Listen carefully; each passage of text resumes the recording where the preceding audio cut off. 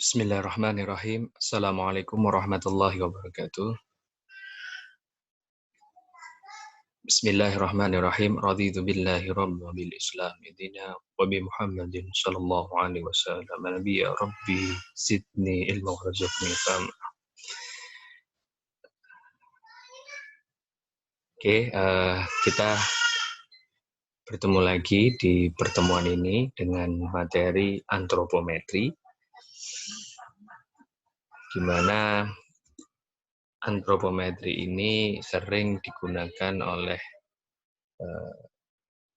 para peneliti di kalangan ergonomi dalam hal desain, dalam hal merancang sesuatu supaya bagaimana alat tersebut, bagaimana suasana kerja bisa lebih efektif dan lebih efisien. Maka dari itu kita akan bahas dari definisi apa itu antropometri. Antropometri berasal dari kata antro yang memiliki arti manusia dan metri yang memiliki arti ukuran. Menurut Pearson 1988, antropometri adalah sebagai suatu studi yang berkaitan dengan pengukuran dimensi tubuh manusia. Ya, sekali lagi, dengan dimensi tubuh manusia, dengan dibantu dengan diketahuinya dimensi tubuh manusia, maka tujuannya tadi, seperti saya sampaikan di awal, supaya dalam hal untuk merancang sesuatu, merancang sebuah tools misalnya, sehingga tools atau device yang dibuat tersebut tidak sia-sia, artinya efektif gitu. Jangan ternyata alat tersebut dibuat ternyata tidak sesuai dengan layaknya, misalnya di suatu misalnya pintu masuk, misalnya ini contoh, misalnya pintu masuk untuk orang Asia dan Eropa itu memiliki ketinggian yang berbeda-beda, ya, punya standar yang berbeda. Ya. Itu misalnya salah satu contoh atau tools yang lain seperti itu. Menurut Wigno Subroto 2008, antropometri adalah studi yang berkaitan dengan pengukuran dimensi tubuh manusia.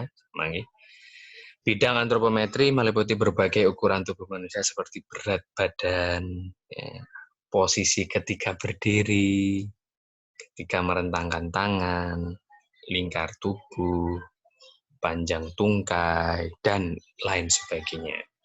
Ya, jadi nanti berat badan orang Indonesia misalnya, orang Asia gitu kan. Posisi ketika berdiri orang Asia dengan orang Eropa pasti akan berbeda. Kita bisa lihat contoh misalnya pemain bola gitu. Pemain bola Indonesia itu standarnya berbeda dengan standar yang ada di Eropa. Mungkin kalau di Eropa standar tinggi 180-an gitu, 185 gitu. Tapi kalau di Indonesia 180 itu juga malah termasuk sudah ketinggian gitu kan. Jadi artinya kadang nanti ada suatu device, suatu alat itu antara Asia dan Eropa atau benua yang lain memiliki standar yang berbeda. Data antropometri digunakan untuk berbagai keperluan seperti perancangan stasiun kerja, yang sudah saya sampaikan tadi, misalnya di operator untuk lingkungan kerjanya, gitu kan, fasilitas kerja dan desain produk, agar diperoleh ukuran yang sesuai dan layak dengan dimensi anggota tubuh manusia yang akan menggunakannya.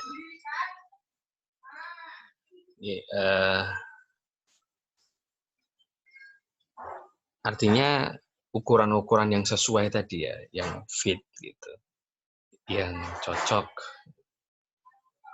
Contoh paling gampang misalnya kayak baju lah.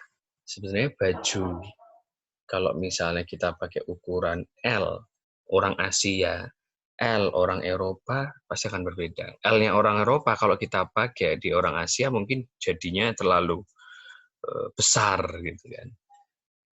Contoh lain misalnya juga sepatu misalnya. Ukuran 41 Indonesia sama ukuran 41 Eropa berbeda. Orang 41 Indonesia dipakai orang Eropa mungkin beda, terlalu kecil. Gitu. Jadi sekali lagi memiliki ukuran antropometri dengan antropometri nanti bisa ada antropometri Asia, antropometri khusus Indonesia, atau bahkan nanti antropometri khusus suku misalnya orang Jawa. Tapi prioritas sih sebenarnya kalau di seluruh Indonesia rata-rata sih masih hampir sama ya untuk tinggi, untuk ukuran. Ya. Berikutnya, jadi kalau di antropometri itu ada dimensi, gitu kan. Di mana dimensi ruang, ada dua dimensi ruang dan dimensi jangkauan, di mana dimensi ruang adalah area minimum yang diperlukan operator untuk melakukan aktivitas kerja pada tempat kerja. Jadi cara menentukannya adalah dari orang terbesar dalam populasi pengguna tersebut.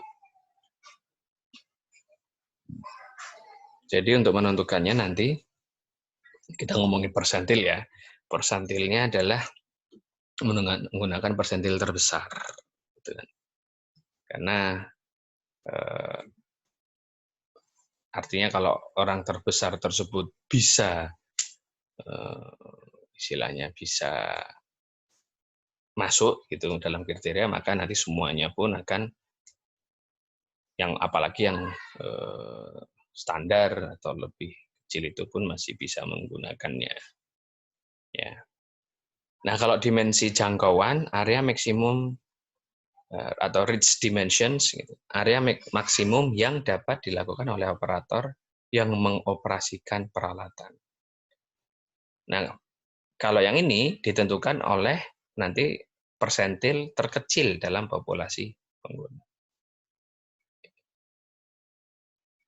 Kalau jangkauan adalah maksimum yang dapat dilakukan oleh operator.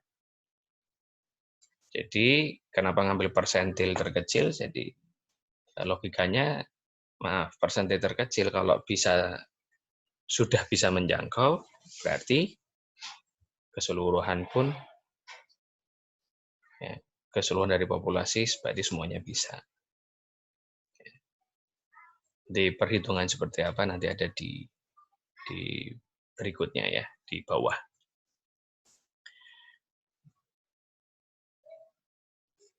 Next, tadi dimensi. Kalau ini tipe. Tipenya ada antropometri statis, pengukuran dimensi tubuh dalam keadaan statis atau diam untuk posisi yang telah ditentukan.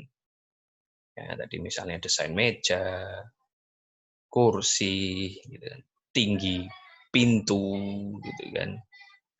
Ya, desain mejanya seperti apa, gitu kan. Supaya tadi kita bisa menggunakan ya tadi kata supaya gimana efektif dan efisien kan gitu kan. Lalu yang kedua adalah antropometri dinamis fungsional, pengukuran dimensi tubuh saat melakukan aktivitas. Misal dari lebar gang supaya gang bisa dilewati atau kalau misalnya jalan gitu bisa dilewati oleh dua mobil secara pas-pasan dan lain sebagainya. Ya, ini misalnya orang yang duduk supaya kaki tidak mengambang gitu kan, lalu diberikan sebuah desain jadi pijakan. Oke. Nah, variabel apa apa saja variabel yang untuk mempengaruhi gitu kan. Untuk antropometri. Usia, jadi misalnya kita buat desain itu kita harus tahu usia yang usernya itu range berapa. Jenis kelaminnya jelas, jenis kelamin laki-laki wanita, ini sering digunakan oleh laki-laki atau wanita. Kelompok etnis, ya tadi saya sudah menyebutkan misalnya sukunya suku apa. Lalu jenis pekerjaan. Nah, jenis pekerjaannya ini pekerjaan yang mungkin teman-teman sudah belajar sebelumnya terkait dengan nanti ada sebuah pekerjaan itu termasuk pekerjaan yang ringan, sedang, ataupun pekerjaan yang berat. Lalu lingkungan geografi artinya lingkungan kerja yang seperti apa. Ya, kalau bisa nanti terkait dengan suasana kerjanya atau dari lingkupnya seperti apa. Lalu berikutnya adalah tingkat sosial. Human variability yang lain, ya kalau misalnya disabilitas, kita nanti bisa ke ranah misalnya tunarungu, tuna netra. Ya. Nah, yang lain adalah terkait dengan kehamilan. Dan ini di Indonesia sedang berlangsung juga mengumpulkan data antropometri orang yang sedang hamil. Misalnya lingkar perut hamil 9 bulan. Tadi dari tinggi misalnya orang Asia dan Eropa pun sudah berbeda. Apalagi misalnya bentuk badan itu pun juga sebagai bisa menjadi data antropometri, gitu, data tambahan. Jadi misalnya nanti kalau mau dispesifik lagi adalah lingkaran perut 1 bulan, lingkaran perut 2 bulan, lingkaran perut 3 bulan, 4 bulan, 5 bulan, 6 bulan, sampai lingkaran perut 9 bulan. Misalnya kita ngomongin suku Jawa. Nanti berikut adalah suku Batak, hamil 1 bulan, hamil 2 bulan, hamil 3 bulan, hamil 4 bulan. Bisa lingkar perut, bisa lingkar pinggang, gitu. Bisa juga nanti berat badan di saat 1 bulan, berat badan di saat 2 bulan, dan lain sebagainya. Semakin data, ya big data ya, artinya bisa mengumpulkan banyak data, maka informasi tersebut bisa, penelitian pun akan semakin bisa berkembang. Misal nanti setelah mendapatkan data antropometri, oh lingkar perut, lingkar pinggang, umur 1, 2, 3 bulan untuk orang Asia, maka untuk memudahkan mereka untuk akses dan lain sebagainya, maka diciptakan sebuah desain.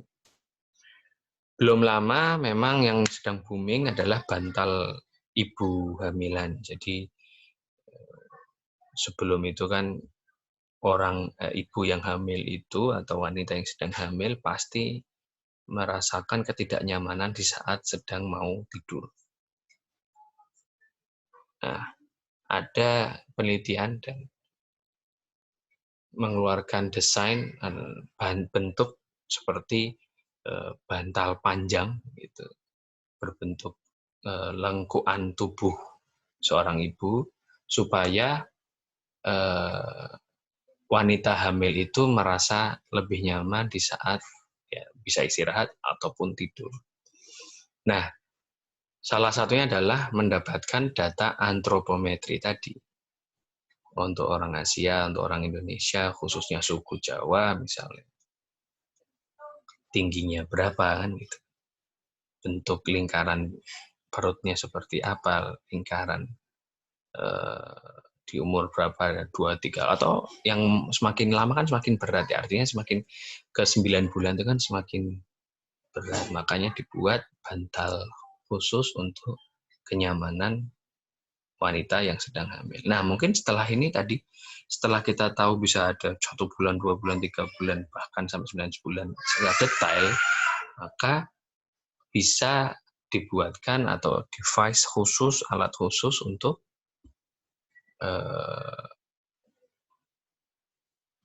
wanita hamil gitu.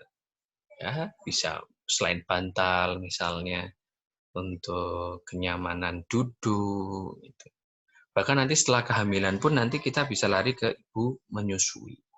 Jadi sekali lagi data antropometri ini semakin lengkap datanya, semakin detail datanya, maka bisa penelitian pun semakin berkembang.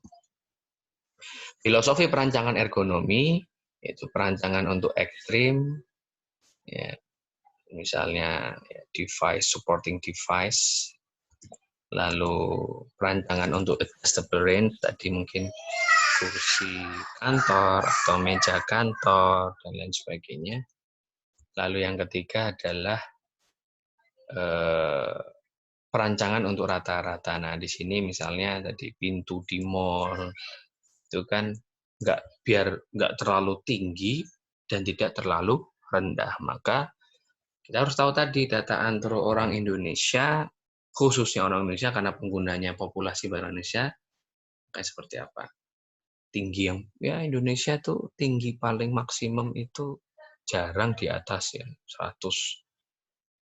Mungkin rata-rata antara 170 sampai ya 180 itu udah tinggi, cukup tinggi gitu. Tapi kalau udah 190 ke 200 ya, jadi mungkin udah termasuk bule gitu.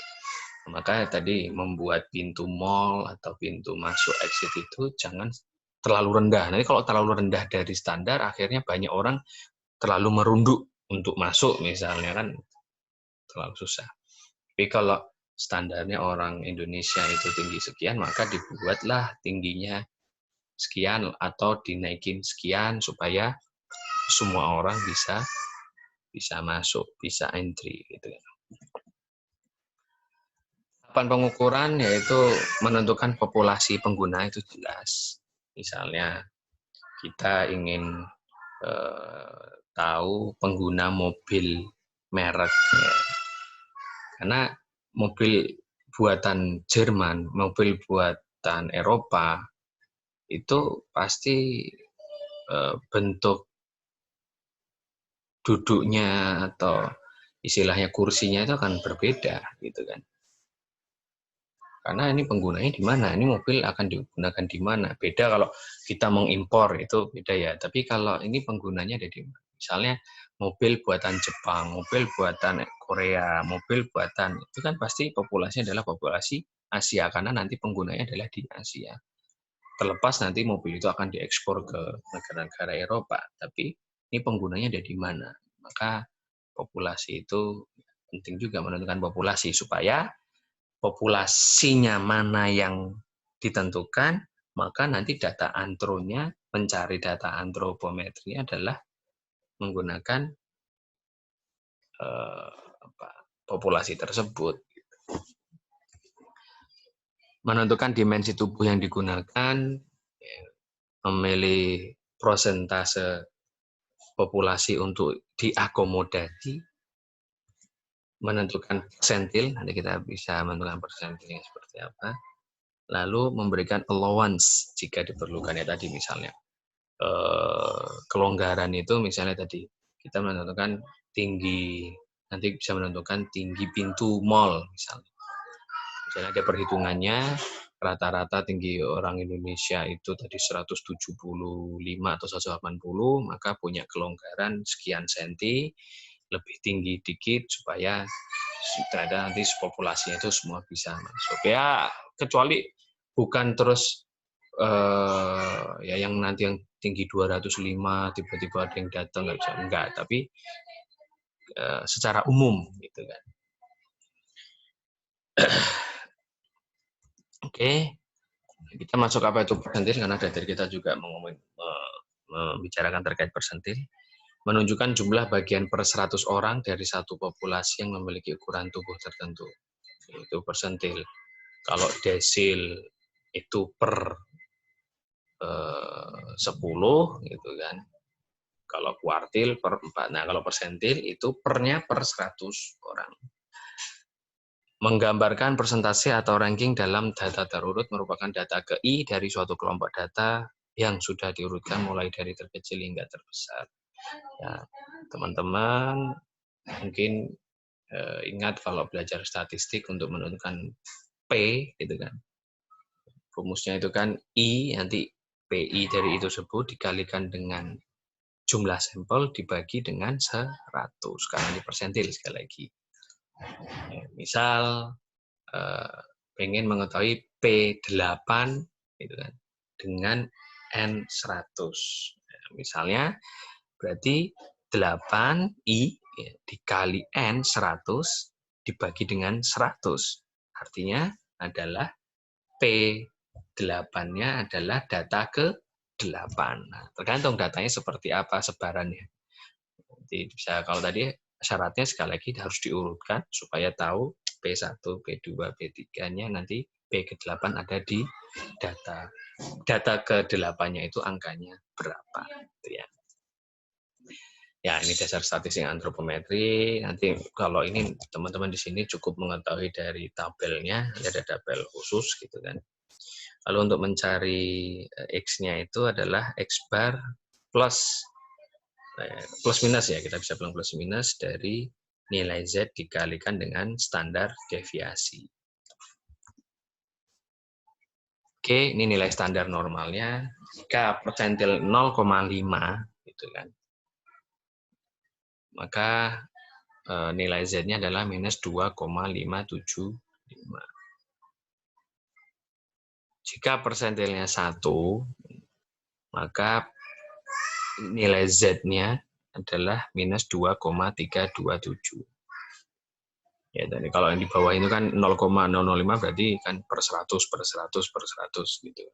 Sampai dengan persentil 99, ya, maka nilai Z-nya 2,327 sampai dengan 19,5 dan sebagainya. Nah, nanti ini nilai Z digunakan di saat untuk melakukan sebuah perhitungan. Ya. Jadi rumusnya X bar, ya, nanti bisa plus minus Z ini dikalikan dengan standar deviasi. Ini nggak usah dihafalkan. Maaf ya, artinya nggak. Nanti kalau mau perhitungannya di statistik ya, statistik bisa tahu seperti apa bisa ketemu ini. Tapi ini bisa dihafalkan tadi. Atau secara penerapannya paham. Oke, kita langsung ke contoh. Berdasarkan pengukuran antropometri yang dilakukan secara random dari sebuah sampel diketahui rata-rata tinggi popliteal duduk 44 cm dengan standar deviasi 2,7. Maka tentukan persentil ke-95, ke-50, dan ke-10. Oh ya, saya mengingatkan secara tabel, di mana kalau di bawah persentil 50 ke bawah, nanti mencarinya adalah X-nya minus Z kalikan standar deviasi. Tapi kalau di atas persentil 50, maka rumusnya adalah X plus Z kali standar deviasinya. Dan contoh tadi ini, persentil ke-95 adalah 44 plus, kalau 95 itu tadi di tabel, itu Z-nya adalah 1,645 dan kalikan standar deviasi. Maka ketemulah 48,44. Nah, kalau persentil 50, karena dia ya di tengah, maka dia berdiri X itu sendiri gitu kan. Artinya ini kan rata-ratanya gitu, tidak di plus minus. Maka kalau X0, X50 atau X0, maaf ya, persentil ke-50 itu adalah X rata-rata tersebut gitu. Lalu kalau X0,1 adalah 44 minus. Kenapa minus? Karena di bawah 0,5. Rumusnya tadi kalau di atas 0,5 itu X bar plus, tapi kalau di bawah 0,5 maka X bar min Z, ya. Kenapa 1,282 didapat dari tabel dikali 2,7 maka ketemu 40,538. Kasus yang lain, orang perancang akan memasang kontrol pas push button, agar supaya 95% populasi orang laki-laki dapat menjangkau kontrol dengan berdiri. Rata-rata dan standar deviasi jangkauan tangan vertikal adalah 202 dan 6,3 adalah standar deviasinya. Gimana cara mencarinya? Nah, agar supaya 95% populasi, maka kita bisa mencari tadi, bisa kita lihat ya di dimensi tadi, maka kita bisa mencari dengan cara minimumnya. Artinya kalau yang orang minimum, bahasanya gitu ya kalau ilustrasinya. Kalau orang minimum itu bisa menjangkau, ya berarti secara populasi semua bisa menjangkau. Ya. Tadi kan soalnya kan seseorang atau perancang akan memasang kontrol push button gitu kan. Itu kan ngomongin ketinggian gitu. Berarti kalau orang ngomong ketinggian artinya ini kalau main logika ya aja. Orang yang atau yang persentil minim itu bisa mencapai. Nah, tadi rumusnya karena ini 95% maka X-nya adalah 0,05. Itu X-nya 202 karena tadi saya bilang di bawah 0,5 itu di bawah persentil 50%, berarti dikurangi 1,645. 1,645 adalah Z-nya 5%, dikali 6,3 sama dengan 109 1,63. Maka dengan ketinggian 191 itu sudah bisa mewakili atau semua bisa tercapai. Kasus yang lain, perancang ingin mengakomodasi sedikitnya 95% dari populasi laki-laki dan perempuan untuk dapat menggunakan kontrol tersebut. Ya, sama ini logikanya hampir sama dengan soal sebelumnya, gitu kan? Karena 95% itu supaya bisa mencakupi, maka cukup dengan 5%. 5%, kita menghitung 5% persentil 5-nya, gitu kan. Nah, kita cari yang paling terendah, 194 minus, ya, karena tadi sekali lagi di bawah 5, dikali 1,645, dikali 5,2, ketemulah 184,90. Sehingga yang paling minim ini bisa menjangkau, maka semuanya, semua populasi tersebut pun juga bisa. Nah, kasus yang ini, berapa tinggi antara tempat duduk dan atap sebuah mobil? Ya, kalau ini logikanya gimana 90% dapat menggunakannya? Ya, kalau ini cukup, ya kalau ini yang orang minimum pasti masuk lah namanya mobil sama ini. Tapi ini gimana caranya? Kita ada maksimum gitu kan? Maksimumnya ini logikanya seperti itu. Orang supaya bisa masuk mobil, kepalanya nggak nabrak atas gitu kan? Maka menggunakan X 0,9 atau pakai B90. 85 X bar, X-nya rata-rata, ditambah dengan 1,282. Nah, ditambah karena apa? Karena P-nya di atas 50. Gitu ya. Ketemulah 90,38. Ya, artinya 93,8 ini nanti bisa mencakupi. Beda ya, kalau yang tadi push button tadi istilahnya ada orang mau masang tombol di atas, gitu, maka yang kita cari minimumnya gimana caranya bisa menjangkau. Tapi kalau yang kasus ini, ya antara duduk sama atapnya, tempat duduk sama atapnya, ya kalau orang minim, seminim apapun nggak ada masalah. Tapi ini gimana caranya orang yang tertinggi tidak menabrak atap dari mobil tersebut. Ya, paham ya antara tadi minimum dan maksimum. Lalu ya ini A1 sampai E ini nanti bisa dilihat secara detail, ya, seperti panjang berdiri atau tinggi berdiri, berapa tinggi, dan lain sebagainya. Itu secara detail ada dari A sampai E. Nah, dari rancangan-rancangan tersebut, dari data-data antropometri tersebut, sekali lagi tujuannya adalah supaya dalam rangka mendesain sebuah alat atau device. Nah, dengan tahu tangan orang tadi saya sebutkan orang Indonesia atau orang Asia gitu kan, tangannya itu seberapa besar, seberapa panjang dan sebagainya, maka bisa dibuat sebuah keyboard yang cukup ya mungkin terlihat secara kasat mata kok aneh gitu, tapi ini bukan masalah aneh, tapi kita ngomongin ya kita ngomong ergonomisnya, kita ngomong ergonomi, kita ngomongin kenyamanan gitu. Maka bisa dibentuk, maka bisa dibuat, maka bisa didesain sebuah alat yang ya mengikuti antropometri daerah antara satu dengan yang lain. Sama seperti pisau, genggaman, ya genggaman pisau, genggaman cutter dan lain sebagainya. Meja kerja, mouse, ya. Ini lingkungan kerja yang istilahnya bisa didesain sesuai dengan data antropometri. Mouse yang biasa kita mungkin di bawah ini seperti pilot gitu dan sebagainya. Maka desain di display pesawat itu juga cukup ya berkembang gitu, mengikuti